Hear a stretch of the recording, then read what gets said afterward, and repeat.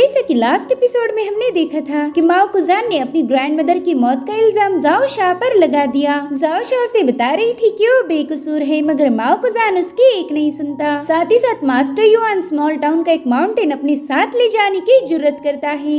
हालांकि सेंट जीशांग ने एक ही लात में युआन के फॉर्म को हरा दिया। साथ ही साथ वो अपनी स्टेप प्रेशर टेक्निक का यूज करते हुए माउंटेन को दोबारा से उसकी जगह पर वापस रख देते हैं, जिसके चलते मास्टर युआन एक बार फिर से सेंट जीशांग के सामने हार गया।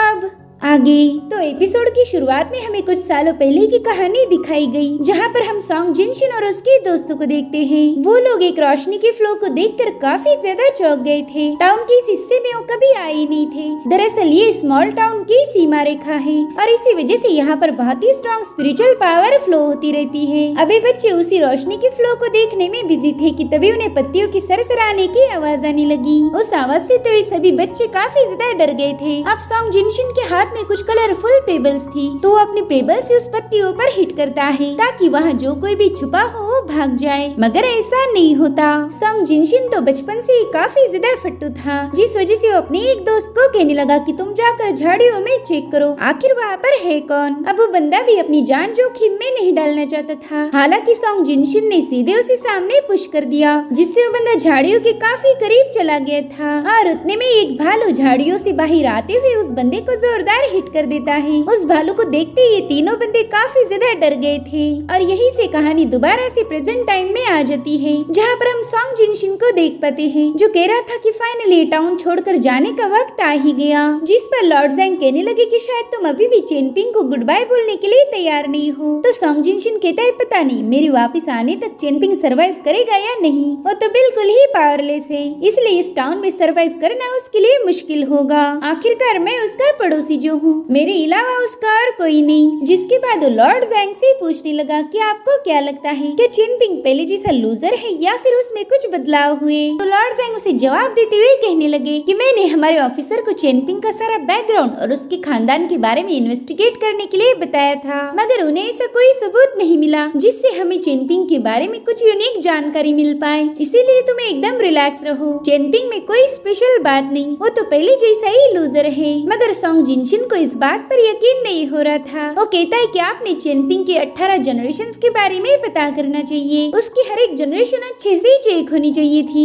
उनके खानदान में कोई तो एक जीनियस बंदा जरूर होगा। उसकी बातों पर लॉर्ड ज़ैंग को हंसी आ रही थी। वो उसे बताने लगे कि चेनपिंग के 18 जनरेशंस के सारे रिकॉर्ड्स छान मारे हैं, मगर उसके खानदान में हमें कोई ऐसा जीनियस या पावरफुल बंदा नहीं मिला, वो तो बस मामूली से लोग थे। लेकिन अब मुझे ऐसा लग रहा है कि तुम चाहते हो कि चेनपिंग में कुछ तो खास बात होनी चाहिए, उसका स्पेशल बैकग्राउंड होना चाहिए था। जिस पर जिनशिन कहता है हाँ, अगर वो ऑर्डिनरी नहीं होता तो शायद मुझे अच्छा लगता, मगर वो तो मामूली है। वहीं पर लॉर्ड ज़ैंग को ये समझ नहीं आ रहा था कि आखिर चेनपिंग में ऐसी क्या खास बात है जो सॉन्ग जिनशिन उसे लेकर इतना ज्यादा ऑब्सेस्ड हो गया। इसलिए वो उससे पूछते कि आखिर तुम चेनपिंग में इतनी दिलचस्पी क्यों ले रहे हो। और तभी सॉन्ग जिनशिन को पुरानी बातें याद आती है। चेनपिंग पर खुद के सर्वाइवल का बोझ था, उसका ख्याल रखने के लिए कोई नहीं, मगर फिर भी वो हमेशा स्माइल किया करता था। और यही बात सॉन्ग जिनशिन को खटकने लगी। वो चेनपिंग से कहने लगा कि तुम तो पहाड़ों और नदियों से खाना लाते हो, साथ ही साथ हर्ब्स भी लेकर आते हो ताकि तुम सरवाइव करने के लिए थोड़े बहुत पैसे कमा सको। इसीलिए मैं तुम्हारी मदद करना चाहता हूँ। अगली बार जब तुम माउंटेन में जाओगी तब मुझे भी अपने साथ ले जाना और बदले में मैं तुम्हें कुछ copper coins as a reward दूंगा। जिस पर चेनपिंग कहता है कि मेरे साथ आने के लिए तुम्हें पैसे देने की जरूरत नहीं, तुम तो वैसे भी मेरे साथ चल सकते हो। लेकिन सॉन्ग जिनशिन को पैसों का घमंड था, इसीलिए वो चेनपिंग की बातों को गलत वे में समझकर उससे कहने लगा कि अगर पैसे नहीं लोगे तो मुझे भी तुम्हारे साथ नहीं आना। जिसके बाद कहानी फिर से प्रेजेंट टाइम में आ जाती है, जहाँ पर सॉन्ग जिनशिन अपने घर पहुँच गया था। यहाँ से वो अपना सारा सामान लेकर टाउन छोड़कर जाने वाला था, मगर अभी भी उसके दिमाग में चेनपिंग ही घूम रहा था। वो कहता है कि वो बंदा इतना ज्यादा गरीब होकर भी उसने कभी मेरे सामने भीख नहीं मांगी, उसके पास तो कैंडिड हॉर्स खाने तक के भी पैसे नहीं थे, मगर फिर भी वो हमेशा खुश रहा करता था। वहीं पर लॉर्ड ज़ैंग का ध्यान एक वॉरियर ने अपनी तरफ खींच लिया। वो काफी ज्यादा अजीब हरकतें कर रहा था। और अब हम देखते हैं चेनपिंग, जिसे कि अब होश आ चुका है, और तभी उसकी नजर पड़ी निंग्याओ पर, जो कि मेडिटेट करने में बिजी थी। इसलिए चेनपिंग जल्दी से उठकर निंग्याओ के पास चला गया। वो निंग्याओ को उसकी डैगर वापस देना चाहता था, जो देखकर निंग्याओ कहने लगी कि तुम तो होश में आते ही सबसे पहला मेरे साथ ब्रेकअप करना चाहते हो।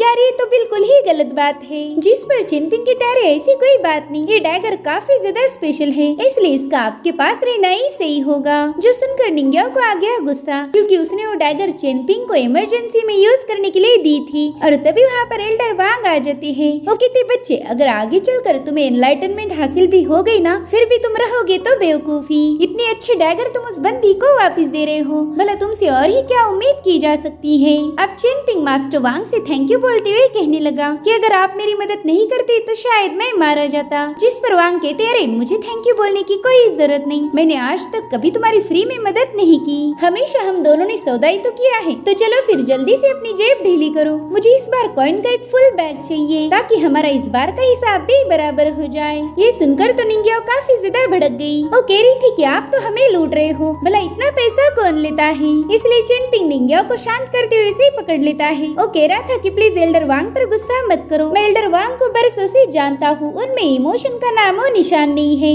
मगर उन्होंने आज तक कभी किसी के साथ कोई गलत काम नहीं किया, वो कभी अनफेयर नहीं करते। जिस पर निंग्याओ कह रही थी कि तुम एक नंबर के पागल हो, इसलिए मास्टर हमेशा तुम्हें चूना लगा देता है। इधर एल्डर वांग को तो निंग्याओ को चिढ़ाने में काफी ज्यादा मजा आ रहा था। वो कहते देखो तो चेनपिंग अभी तक ठीक भी नहीं हुआ और तुमने तुरंत ही उसके साथ फ्लर्ट करना शुरू कर दिया। मेरे सामने ही तुम दोनों एक दूसरे के इतने करीब आ रहे हो, अब मैं क्या ही बोलूं, जरा तो शर्म करो यार। उनकी बातें सुनकर तो बेचारा चेनपिंग और ज्यादा शर्माने लग गया। साथ ही निंग्याओ भी वो डैगर लेकर चेनपिंग से दूर जाती है। वो कह रही थी कि अब तुम जल्द ही मार्शल आर्ट सीखने वाले हो, तो अगर उसी के साथ तुम स्वॉर्ड स्किल भी सीख लो तो बेहतर होगा। ये आइडिया चेनपिंग को भी काफी ज्यादा अच्छी लगी थी। वो तुरंत ही निंग्याओ से रिक्वेस्ट करता है कि प्लीज मुझे भी तलवारबाजी सिखा दो। जो सुनकर निंग्याओ ने तुरंत ही अपनी तारीफें करना शुरू कर दी। वो कह रही थी कि मेरे पास तो स्वॉर्ड स्किल का यूनिक टैलेंट है, मैंने तो बहुत ही कम उम्र में तलवारबाजी करना शुरू कर दी और फिर बड़ी ही तेजी से उसमें महारत भी हासिल की, जिस वजह से मैं स्वॉर्डमैनशिप में काफी आगे जा चुकी हूँ। लेकिन बात अगर दूसरों को सिखाने की जाए तो मैं उसमें बिल्कुल भी अच्छी नहीं। ये सुनते ही बेचारे चेनपिंग की प्यारी सी स्माइल एक ही सेकंड में गायब हो गई। निंग्याओ कहती, चेनपिंग भले ही मैं तुम्हें कुछ सिखा नहीं पाऊंगी, लेकिन तुमने स्वॉर्ड स्किल सीखनी चाहिए, इससे हमारे स्पिरिट और बॉडी को टेम्पर होने में मदद मिलती है, यानी कि तुम्हारी बॉडी काफी मजबूत बन सकती है। वेल, सभी स्वॉर्ड कल्टीवेटर के पास कोई ना कोई स्पेशल स्वॉर्ड जरूर होती है, अब तुम्हारे पास तो कोई स्वॉर्ड नहीं, इसलिए मैं अपनी स्वॉर्ड की मैन तुम्हें देना चाहती हूँ। अब चेनपिंग को तो समझ नहीं आ रहा था कि आखिर वो इस खाली मैन से क्या करेगा, तो निंग्याओ उसे समझाने लगी कि इसे देखकर तुम्हें भी स्वॉर्ड इमॉर्टल बनने की ख्वाहिश होगी, फिर तुम्हारा मकसद होगा इस मैन के लिए एक पावरफुल स्वॉर्ड की तलाश करना, इसलिए प्लीज इस मैन को रख लो, ये तुम्हें तलवारबाजी करने के लिए मोटिवेट करने का काम करेगी। अब चेनपिंग वो मैन एक्सेप्ट तो कर लेता है, अगर उसने निंग्याओ को थैंक यू बोलना चाहिए या कुछ और, ये उसे समझ नहीं आ रहा था, इसलिए वो कंफ्यूज होकर मास्टर वांग से पूछता है कि सीनियर आखिर मैं इस लड़की से क्या बोलूं। अब चेनपिंग के इस फालतू सवाल को सुनकर ही एल्डर वांग को ठसका लग गया। वो तो चेनपिंग को समझा भी नहीं सकते थे कि उसने लड़कियों से बात कैसी करनी चाहिए। जिसके बाद हमें मास्टर रुआन का घर दिखाया गया, जहाँ पर काफी दिनों के बाद लियू शियांग को होश आ गया था। वो अपनी आंखें खोलते ही शुई को अपने सामने देखता है,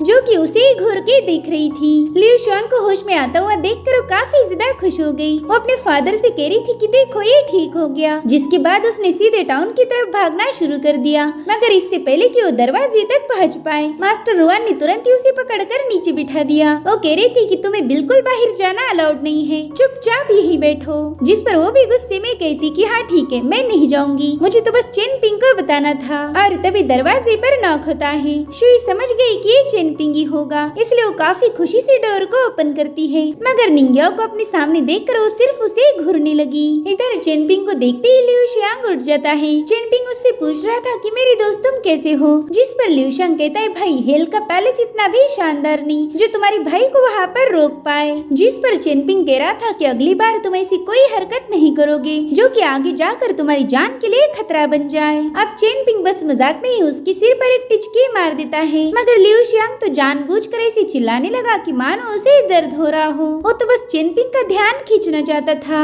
लेकिन चेनपिंग को अपने दोस्त के सारे नखरे पहले से ही पता है, इसलिए वो उसे इग्नोर करते हुए मास्टर रुआन को थैंक यू बोलने लगा। उन्होंने इतने दिनों तक लियू शियांग की देखभाल की थी। लेकिन मास्टर युआन तो बहुत ही खड़ूस बंदे बनने की एक्टिंग करने लगते हैं और कहते हैं कि चिनपिंग ये मेरा घर है, कोई होटल नहीं जो तुम्हारे दोस्त को यहाँ फ्री का खाना मिले। अब तुम्हें उसके बदले यहाँ काम करना होगा। जिसके बाद उशु इसे पूछने लगे कि आखिर तुम दरवाजे पर यूं बुत बनकर क्यों खड़ी हो। मगर वो देखते ही कि ये दोनों लड़कियां बस एक दूसरी को घुरी जा रही है। जिसके बाद वो निंग्याओ से कहते हैं कि तुमने टास्क कंप्लीट किया। मैं उन लोगों को काफी ज्यादा पसंद करता हूँ जो कि अपने मिशन को पूरा करते हैं, इसलिए मेरे साथ आओ। देखो मैं जानता हूँ तुमने अपनी बहादुरी को साबित किया है। मास्टर युआन को फाइट में हराना काफी ज्यादा मुश्किल था, मगर तुमने वो कारनामा कर दिखाया और इसी वजह से अब मैं तुम्हारे लिए एक स्पेशल सोड बनाऊंगा। अगर तब तक तुम टाउन छोड़कर चली भी गई तभी वो सोड मैं तुम्हारे माउंटेन पर भिजवा दूंगा। बस वादा करो कि तुम उस सोड से हजारों डीमंस को खत्म करोगी। तो निंग्याओ ने थैंक यू बोलते हुए कहने लगी कि मैं कभी आपको निराश नहीं करूंगी। और तभी वो लोग देखते हैं कि चिनपिंग से मिलने के लिए मिस चेन और उसका साथी सोंगफेंग आ गया है। सोंगफेंग बता रहा था कि मिस चेन ने अपनी खास मैजिकल पिल देकर तुम्हारे भाई की जान बचाई है, इसलिए चिनपिंग तुरंत ही अपना सिर झुकाते हुए उसका शुक्रिया अदा करने लगा। मगर मिस चेन कहती कि तुम्हें ये सब करने की जरूरत नहीं, वो तो बस एक छोटा सा फेवर था। साथ ही सोंगफेंग कहता है कि मिस चेन भी चेन फैमिली की ही वंशज है। मेरे ख्याल से ये तुम्हारी कोई डिस्टेंट रिलेटिव होगी। भले ही 1000 या 2000 सालों से तुम लोग कनेक्टेड हो, मगर अभी तक तुम्हें पता ही नहीं था कि तुम्हारी फैमिली में मिस चेन भी शामिल है। इस बार मिस चेन अपने एंसेस्टर की वर्शिप करने यहाँ आई थी, मगर इस टाउन में किसी को पता ही नहीं कि चेन फैमिली के एंसेस्टर की ग्रेव्स कहाँ पर है। हमें पता चला कि तुम और तुम्हारा दोस्त लियू शियांग माउंटेन को काफी अच्छे से जानते हो, तो प्लीज हमारी मदद करो। हम चाहते हैं कि तुम हमारे लिए एंसेस्टर्स की ग्रेव ढूंढो। तुम हमें वहाँ तक लेके जाओ और बदले में ये रिवॉर्ड रख लो। ये बैग गोल्ड और कॉपर कॉइन से भरी हुई है, प्लीज इसके लिए मना मत करना। आप कॉइन्स की बैग देखकर शुई तुरंत ही वहाँ पर पहुँच गई। वो चिनपिंग को धक्का देकर उसका मुंह दूसरी तरफ घुमा लेती है। वो उसे धीरे से बता रही थी कि एक बैग में उन्हें मना कर दो, उन्हें बोलो हमें 2 बैग चाहिए। जिस पर चिनपिंग कहते हाँ क्यों नहीं, मगर चिनपिंग को तो हम अच्छे से जानते हैं, वो कभी लालच नहीं करता। इसलिए वो सोंगफेंग से कहने लगा कि शायद मैं जानता हूँ ग्रेव्स कहाँ पर है, मगर इसके लिए मुझे आपसे कोई रिवॉर्ड। अब वो आगे कुछ बोल पाई इससे पहले निंग्याओ ने आकर उसका मुंह बंद कर दिया। दरअसल चिनपिंग रिवॉर्ड लेने से मना करने वाला था, लेकिन निंग्याओ ने उसे रोक दिया। वो उन बंदों से कह रही थी कि चिनपिंग अभी सीरियस इंजरी से हील हुआ है, अगर ऐसे में वो माउंटेन पर जाएगा तो उसकी सेहत के लिए बिल्कुल सही नहीं होगा, इसलिए माउंटेन पर जाने की कीमत भी दुगनी होनी चाहिए और ये बिल्कुल भी निगोशिएबल नहीं है। 2 बैग सुनकर वो लोग भी थोड़ा सा सोच में पड़ गए। तो शुई उनसे कहने लगी कि वैसे भी टाउन के सभी आउटसाइडर को जल्दी से टाउन छोड़कर जाने के लिए बोला गया है। आप सभी आउटसाइडर्स को 3 दिनों का वक्त दिया गया था, अब 1 दिन तो ऑलरेडी गुजर चुका है, इसलिए आपको जल्दी करनी होगी। तो मिस चेन कहती ठीक है, हमें तुम्हारा सौदा मंजूर है, बस हमें थोड़ा सा वक्त दो, हम पैसे लेकर तुरंत ही ब्रिज के पास आ जाएंगे। अब उन दोनों के वहाँ से जाती ये दोनों लड़कियाँ हंसने लगी। जो काम चिनपिंग फ्री में करना चाहता था उसकी इन्होंने भारी कीमत लगा दी और बेचारा चिनपिंग भी ये देखकर हैरान हो जाता है कि उसने कैसे कैसे लालची दोस्त पाल के रखे हैं। तभी निंग्या उससे कहने लगी कि चिनपिंग अब तो तुम्हें मिस चेन को ग्रेव तक ले जाना ही होगा। आई होप तुम्हें पता है कि वो ग्रेव है कहाँ पर। जिस पर चिनपिंग कहता हाँ, मुझे सालों पहले किसी ने उस ग्रेव के बारे में बताया था। इधर सांग जिनशिन के घर की सारी इम्पोर्टेंट चीजें पैक की जा रही थी। तभी जिगुई उससे पूछने लगी कि मास्टर आखिर हम इतनी जल्दी यहाँ से क्यों जा रहे हैं। जिस पर सांग जिनशिन कहने लगा कि तुम्हें छोटा दिल करने की जरूरत नहीं, यहाँ से बाहर जाने के बाद तुम काफी कुछ सीख जाओगी, इसलिए बिल्कुल टेंशन मत लो। और हाँ, अपने उस 4 पैरों वाले सांप को भी पैक करवा देना, वो भी हमारे साथ ही जाएगा। जिस पर जिगुई कह रही थी कि कल से तो वो बेवकूफ मुझे मिला ही नहीं, कल मैं काफी ज्यादा गुस्से में थी तो उसे लगा मैं उसे मार दूंगी, अब पता नहीं वो कहाँ छिप गया। लेकिन वो 4 लेगेड स्नेक तो ऑलरेडी एक बॉक्स में छुप गया था। वहीं पर सॉन्ग जिनशिन के हाथ में एक बुक लग जाती है जो कि वो बचपन में पढ़ा करता था। जिगुई उससे कहती है कि सभी लोग डैली डायनेस्टी के जासूस थे, मुझे तो कभी लगा ही नहीं था कि इतने सारे लोग आपको प्रोटेक्ट करने के लिए तैनात किए गए हैं, हमें तो इस बात की बिल्कुल भी खबर नहीं थी। जिस पर सॉन्ग जिनशिन जवाब देते हुए कहने लगा कि सभी लोग बेकार हैं, इन्हें सालों से मुझे महफूज रखने का काम दिया था, मगर ये लोग उसमें फेल हो गए। जब मैं छोटा था तब एक भालू के हाथों मरने वाला था, मगर उस वक्त इनमें से कोई मुझे बचाने नहीं आया और उतने में ही एक फ्लाइंग सोड बड़ी तेजी के साथ सॉन्ग जिनशिन के गले पर वार करने पहुंच गई, मगर लॉर्ड ज़ैंग ने समय रहते उसे पकड़ लिया था। मौत को अपने इतने करीब देखकर ही सॉन्ग जिनशिन की फट गई। अगर लॉर्ड ज़ैंग उसे होल्ड नहीं करते तो वो ऑन द स्पॉट मारा जाता। वहीं पर जिगुई भी डर के मारे सॉन्ग जिनशिन के पीछे जाकर छुप गई। वो हमेशा लोगों को यही दिखाती है कि उसके जितना कमजोर कोई नहीं। वहीं पर लॉर्ड ज़ैंग गुस्से में कहने लगे कि मैंने बस बेवकूफों की फौज पाल के रखी है। इनमें से किसी को पता ही नहीं कि ये अटैक किसने किया था। और तभी एक बंदे ने अपनी फ्लाइंग स्वॉर्ड को तुरंत ही समन कर लिया। उसे पता था कि अब तो जिनशिन को बिल्कुल भी मार नहीं सकता, इसलिए उसने तुरंत ही वहाँ से भागना शुरू कर दिया। इसलिए बाकी बचे वॉरियर्स भी उसका पीछा कर रहे थे, मगर वो बंदा काफी ज्यादा शातिर था। उसने अपनी फ्लाइंग स्वॉर्ड के एक ही वार में बारी बारी उनमें से कई सारे लोगों को खत्म कर दिया। अब जैसे वो पीछे मुड़ा, वहाँ पर थे लॉर्ड ज़ैंग। उन्होंने अपने हाथों से सीधी उसकी गर्दन काट दी, वो भी बिना किसी तलवार या डैगर के। जिसके बाद वो सॉन्ग जिनशिन से कह रहे थे कि शायद कोई तुम्हें दिलो जा से मारना चाहता है, मगर हम यही रुक के उसका वेट नहीं कर सकते। डाली डायनेस्टी जाने के बाद हम तुम्हारे सारे दुश्मनों से निपट लेंगे। वैसे हमारी ग्रेट डाली डायनेस्टी के टोटल 9 इंटेलिजेंस ब्रांचेस है, और देखा जाए तो सबके सब मेरे ही अंडर कमांड है, ताकि मैं उनके जरिए अपने दुश्मनों पर नजर रख पाऊँ। मगर उनमें से कुछ लोग इंपीरियल मास्टर शीहू के वफादार हैं। ऐसी टोटल 3 ब्रांचेस है जो कि पूरी तरह से इंपीरियल मास्टर के कंट्रोल में काम करती है। भले लोग इंटरनल कोर्ट के मैटर को संभालती है। और आखिर में एक और ग्रुप है जो कि तुम्हारी मदर यानी कि डाली डायनेस्टी की रानी के लिए काम करता है। वो उन्हें जैसे चाहे वैसे यूज कर सकती है। तो अब सॉन्ग तुम बताओ, आखिर ये बंदा किस ग्रुप से बिलोंग करता होगा, मास्टर शीहू या फिर क्वीन? उनके सवाल से सॉन्ग जिनशिन काफी ज्यादा डिस्टर्ब हो गया था। वो कहता है कि वाकई आपको ऐसा लगता है कि डाली डायनेस्टी के लोग मुझे मारना चाहते हैं? तो लॉर्ड ज़ैंग कहते हैं शायद, लेकिन इस बार जो भी हुआ तुम उसे सबक समझकर याद रखो, और अगली बार तुम्हें काफी ज्यादा केयरफुल रहना होगा। जिसके बाद वो सॉन्ग जिनशिन के हाथ में उसकी डायरी दे देते हैं। ये डायरी सॉन्ग जिनशिन बचपन में लिखा करता था, और इस डायरी में लिखी हुई सारी बातें लॉर्ड ज़ैंग ने ऑलरेडी पढ़ ली थी।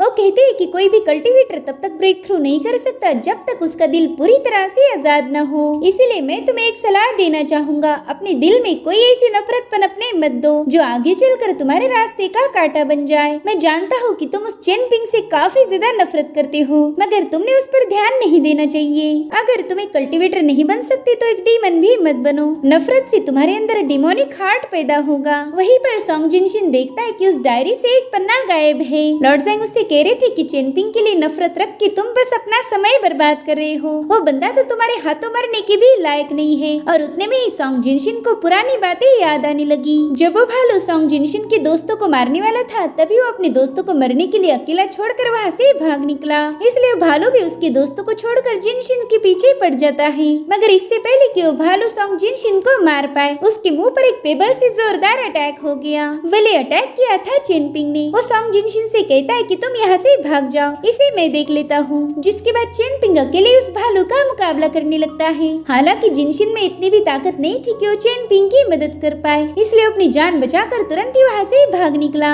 लेकिन टाउन में वापस आने के बाद जिनशिन के दोस्तों ने उसकी बुरी तरह से पिटाई कर दी। वो कहते हैं कि तुम हमें मरने के लिए वही छोड़कर भाग आए, तुम्हारे अंदर तो जरा भी रहम नहीं। अच्छा हुआ कि चेन पिंग ने वहाँ आकर हम लोगों की जान बचाई, वरना तो हम सब के सब मारे जाते। साथ ही साथ वो लोग सॉन्ग जिनशिन के पेरेंट्स को लेकर भी कमेंट कर रहे थे, और उनकी बातें सुनकर सॉन्ग जिनशिन चेन पिंग पर काफी ज्यादा भड़क गया। वो उसी बंदे से नफरत करने लगा जिसने उसकी जान बचाई थी। अब सारा सामान पैक होने के बाद ये लोग कैरेज की तरफ रवाना हो गए। सॉन्ग जिनशिन कहते हैं चेन पिंग, तुम इतने ज्यादा गरीब होकर भी कभी दुखी नहीं रहे। तुम्हारे पास तो खाने के लिए भी पैसा नहीं था, फिर तुम इतने खुश कैसे रह सकते हो? मेरे पास तो सब कुछ था, लेकिन फिर भी तुम हमेशा मुझसे ज्यादा खुश रहते आए हो।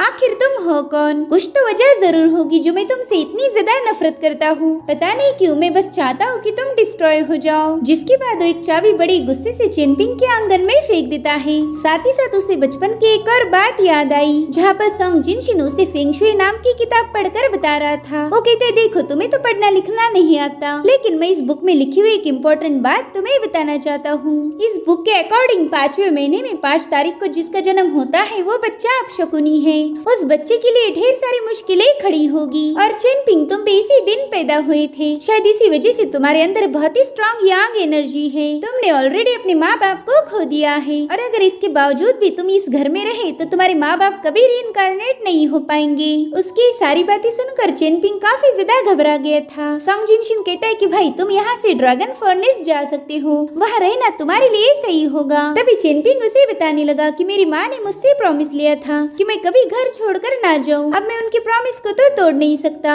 साथ ही साथ उन्होंने मुझे ड्रैगन फर्नेस से दूर रहने के लिए भी बताया था। मगर सॉन्ग जिनशिन उसके दिमाग में ये बात पक्की करता है कि अगर वो यहाँ से नहीं गया तो उसके माँ बाप कभी रीइंकार्नेट नहीं हो पाएंगे। सॉन्ग जिनशिन सोचता है कि बचपन में मैंने तुम्हें उस बुक की बातें सुनाकर काफी ज्यादा उल्लू बना दिया था। था ताकि तुम हमेशा हमेशा के लिए मुझसे दूर रहो, लेकिन तुम दोबारा से वापस आए। दरअसल कुछ ही दिनों में चेनपिंग को पता चल गया था कि सोंग जिनशिन ने कही सारी बातें झूठी है, इसलिए सोंग जिनशिन को चौंक करते हुए पूछ रहा था कि बताओ तुमने मेरे साथ झूठ क्यों बोला। मैंने मेरी माँ से वादा किया था कि मैं कभी घर छोड़कर नहीं जाऊंगा, मगर तुम्हारी वजह से मुझे वो प्रॉमिस ब्रेक करना पड़ा। मेरी माँ कभी नहीं चाहती थी कि मैं भिखारी बनूं, मगर तुम्हारी वजह से मुझे रास्तों पर रहना पड़ा, लोगों के सामने खाने की भीख मांगनी पड़ी। अब वो सोंग जिनशिन को खत्म करने के एकदम करीब था, मगर चेनपिंग कोई शैतान नहीं, वो तो काफी ज्यादा नरम दिल था, इसलिए वो फाइनली बड़ा दिल करके सोंग जिनशिन को जिंदा छोड़ देता है। सोंग जिनशिन कहता है कि चेनपिंग तुमने उसी दिन मुझे मार देना चाहिए था, आखिर तुमने मुझे जिंदा क्यों छोड़ दिया। वहीं पर सोंग जिनशिन को इतना परेशान देखकर जिगोई उससे पूछने लगी कि यंग मास्टर आपको हो क्या गया है, आप किस बारे में इतना सोच रहे हो। मगर वो तुरंत ही समझ गई कि शायद ये चेनपिंग के बारे में ही सोच रहा होगा। वो कहती मास्टर आप कुछ ही दिनों में उस चेनपिंग को भूल जाओगे, इसलिए बिल्कुल उसका टेंशन मत लो। तो उसकी बात मानते हुए सोंग ने भी कैरेज का पर्दा लगा लिया, मगर उसे चेनपिंग के वहाँ से गुजरने का एहसास हो चुका था। अब ये लोग टाउन के बॉर्डर के पास पहुँच गए। सोंग जिनशिन स्पिरिचुअल एनर्जी के उसी फ्लो को देख रहा था जहाँ से उसकी और चेनपिंग की दुश्मनी की शुरुआत हुई थी। साथ ही वो आसमान की तरफ देखने लगा जहाँ पर वो एक प्लेनेट जैसी चीज को देख पाता है जो कि स्मॉल टाउन को रिप्रेजेंट कर रहा था। उस प्लेनेट पर बड़ी तेजी से क्रैक्स पड़ रही थे, यानी कि वो जल्दी डिस्ट्रॉय होगा। इसलिए सोंग जिनशिन कहता है कि जिगुई शायद तुम सही बोल रही हो, कुछ ही दिनों में मैं उस चेनपिंग को भूल जाऊंगा। दरअसल यहाँ पर सोंग जिनशिन को उम्मीद थी कि टाउन की डिस्ट्रॉय होते ही चेनपिंग भी मारा जाएगा, इसलिए वो अचानक से रिलैक्स हो गया और इसी के साथ एपिसोड यहीं पर एंड हो जाता है। Thank you so much for watching, bye bye.